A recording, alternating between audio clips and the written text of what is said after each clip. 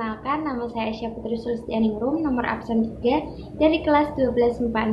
Nah, di sini saya akan menjelaskan tentang perkembangan ekonomi pada masa demokrasi terpimpin. Ekonomi terpimpin merupakan bagian dari demokrasi terpimpin di mana semua aktivitas ekonomi dipusatkan atau disentralisasikan di pusat pemerintahan. Sedangkan daerah merupakan lanjutan atau kepanjangan dari pusat. Nah, langkah-langkah pemerintah dalam menunjang pembangunan ekonomi yang pertama yaitu pembentukan Depernas atau Dewan Perancang Pembangunan Nasional. Nah, untuk melaksanakan pembangunan ekonomi di bawah Kabinet Karya, maka dibentuklah Depernas pada tanggal 15 Agustus 1959 yang dipimpin oleh Muhammad Yamin dengan anggota 50 orang. Tugas Depernas sendiri yaitu membuat rancangan Undang-Undang Pembangunan Nasional. Nah, pada tahun 1963, Depernas berganti nama menjadi Bappenas, yaitu Badan Perancang Pembangunan Nasional yang dipimpin oleh Presiden. Saya Diah Retnaulandari, nomor absen 8. Di sini saya akan melanjutkan penjelasan dari Saudari Aisyah Putri Sulistianingrum, nomor absen 3. Yang kedua, yaitu penurunan nilai mata uang atau devaluasi. Apa sih tujuan dari devaluasi ini? Devaluasi sendiri bertujuan untuk membendung inflasi yang tetap tinggi, mengurangi jumlah uang yang beredar di masyarakat, dan meningkatkan nilai rupiah sehingga rakyat kecil tidak dirugikan. Oleh sebab itu, pada tanggal 25 Agustus 1959, pemerintah mengumumkan keputusannya mengenai penurunan nilai uang yang disebut juga devaluasi. Uang kertas pecahan senilai Rp500 menjadi Rp50, uang kertas pecahan Rp1.000 menjadi Rp100, dan pembekuan semua simpanan di bank yang melebihi Rp25.000. Namun, usaha pemerintah tersebut tetap tidak bisa mengatasi kemerosotan ekonomi yang semakin jauh, terutama perbaikan dalam bidang moneter. Para pengusaha daerah tetap tidak mematuhi peraturan keuangan tersebut. Sementara itu, pada masa pemotongan nilai uang tersebut berdampak nilai atau benda-benda dijual dengan harga murah.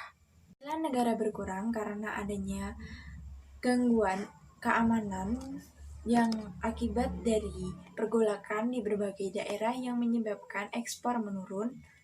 Pengambil alihan perusahaan Belanda pada tahun 1958 yang tidak diimbangi dengan tenaga kerja manajemen yang cakap dan berpengalaman. Pengeluaran biaya untuk penyelenggaraan Asian Games 4 tahun 1962 dan RI sedang mengeluarkan kekuatan untuk pembebasan Irian Barat. Di sini saya akan menjelaskan poin ketiga, yaitu terjadi kenaikan laju inflasi. Kenaikan laju inflasi dilatar belakangi keadaan seperti penghasil negara berupa devisa dan penghasil lainnya mengalami kemerosotan.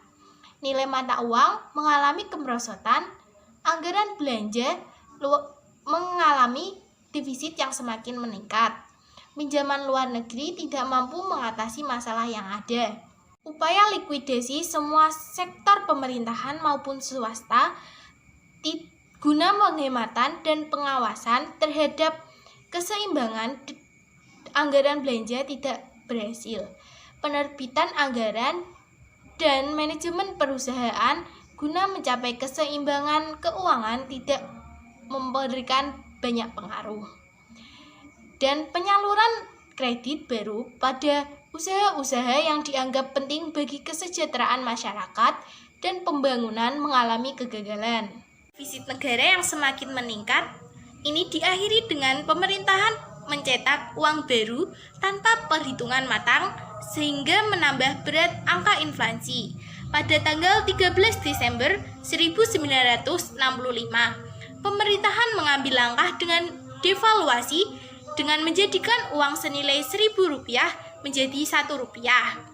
Uang rupiah baru yang seharusnya bernilai 1000 kali lipat uang rupiah lama, tetapi di masyarakat, uang rupiah baru hanya dihargai 10 kali lipat lebih tinggi dari uang rupiah lama. Moneter pemerintahan untuk menekan angka inflasi justru menyebabkan meningkatnya angka inflasi. Di sini saya akan menjelaskan tentang deklarasi ekonomi atau DEKON. DEKON adalah strategi ekonomi terpimpin Indonesia dengan latar belakang adanya peraturan-peraturan yang dikeluarkan oleh pemerintah untuk merangsang ekspor, tetapi mengalami kegagalan. Contohnya saja, sulitnya mendapatkan pinjaman modal dari luar negeri, sehingga proyek-proyek pembangunan yang sudah direncanakan tidak dapat berjalan dengan baik. DEKON dikeluarkan pada tanggal 28 Maret 1963 dengan 14 peraturan di dalamnya. 14 peraturan tersebut terdiri dari 9 peraturan tentang ekonomi dan 4 peraturan tentang kepegawaian dan 1 peraturan tentang koordinasi peraturan tersebut. DEKON dikeluarkan dengan tujuan untuk menciptakan ekonomi Indonesia yang bersifat nasional, demokratis, dan terbebas dari sisa-sisa imperialisme untuk mencapai tahap sistem ekonomi yang sosialis dengan cara terpimpin. Tetapi dalam pelaksanaannya, DEKON mengalami kegagalan. DEKON tidak mampu menyelesaikan masalah kesulitan ekonomi dan masalah inflasi yang terjadi. Ada 3 faktor penyebab kegagalan deklarasi ekonomi atau DEKON. Yang pertama, tidak terwujudnya pinjaman modal kepada International Monetary Fund atau IMF sebesar 400 juta US dollar. Yang kedua, munculnya masalah ekonomi karena adanya pemutusan hubungan diplomatik dengan Singapura dan Malaya demi kepentingan Dwi Kora. Yang ketiga adalah terjadinya konfrontasi politik dengan Malaya dan negara barat. Hal itu menyebabkan kemerosotan ekonomi Indonesia. Oleh karena itu, DEKON malah menyebabkan kemerosotan ekonomi Indonesia semakin mencolok. Seperti contohnya, pada tahun 1961 dan 1962, harga barang-barang di Indonesia naik sampai 400%. Hal itu menyebabkan beban hidup masyarakat semakin meningkat. Selanjutnya yang kelima yaitu perdagangan dan perkreditan luar negeri. Pemerintah Indonesia membangkitkan ekonomi agraris dan pertanian. Sebab kurang lebih 80% penduduk Indonesia hidup dari bidang pertanian. Hasil pertanian itu sendiri kemudian diekspor untuk mendapatkan devisa yang selanjutnya digunakan untuk mengimpor barang yang belum dihasilkan di Indonesia. Pemerintah Indonesia harus mampu memperbesar ekspor sehingga hasil ekspor tersebut dapat digunakan untuk membayar utang luar negeri dan juga kepentingan dalam negeri. 6. Yaitu kebijakan lain dari pemerintah. Kebijakan lain yang diambil pemerintah untuk memperbaiki ekonomi sebagai berikut. A. Pembentukan Komando Tertinggi Operasi Ekonomi atau KOTOE dan Kesehatan Operasi atau KESOP.